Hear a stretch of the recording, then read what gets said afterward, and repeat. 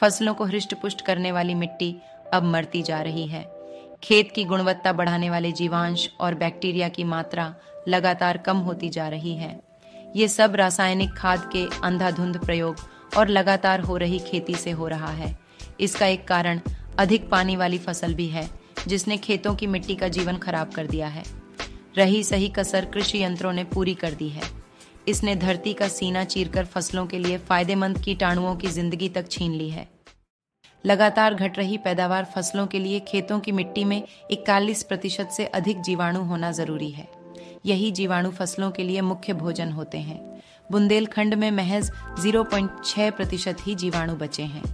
कृषि विभाग के उप निदेशक का मानना है कि पेस्टिसाइड ने जमीन में पाए जाने वाले जीवों और जीवन को खत्म कर दिया है। यही नहीं, किसान खुद अपनी जमीन के दुश्मन बन गए हैं। रासायनिक खाद आने के बाद किसान ऑर्गेनिक खाद का प्रयोग करना भूल गए हैं। उन्होंने यह भी कहा कि किसान अब हल से नहीं बल्कि 304 टन वजनी ट्रैक्टर की मदद से खेती करते हैं। उसके नीचे दबकर जीवांश मर जाते हैं। नकदी फसल के लालच ने उन्हें गेहूं और चने का उत्पादन बढ़ाने को प्रेरित किया। यही कारण है कि जिन जीवाणु से मिट्टी को पौष्टिकता मिलती है वह अब खत्म हो गए हैं।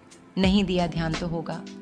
भारी नुकसान जीवांश खत्म होने से जहां फसलों को 2 जुताई की जरूरत पड़ती थी, वहीं अब 4 जुताई करना पड़ती है। 4 की जगह 6 बार सिंचाई करनी होती है और 2 की जगह 1 कुंतल ही पैदावार होती है। इसे ठीक करने के लिए किसानों को पंचभूत खेती पर आश्रित होना पड़ेगा। इसके लिए भूमि को उपजाऊ बनाने, जलाशय के भंडार बनाने और खेतों के पास पर्याप्त मात्रा में जंगल खड़े करने होंगे। इसके साथ ही वर्षा जल को रिचार्ज करने की व्यवस्था करना होगी।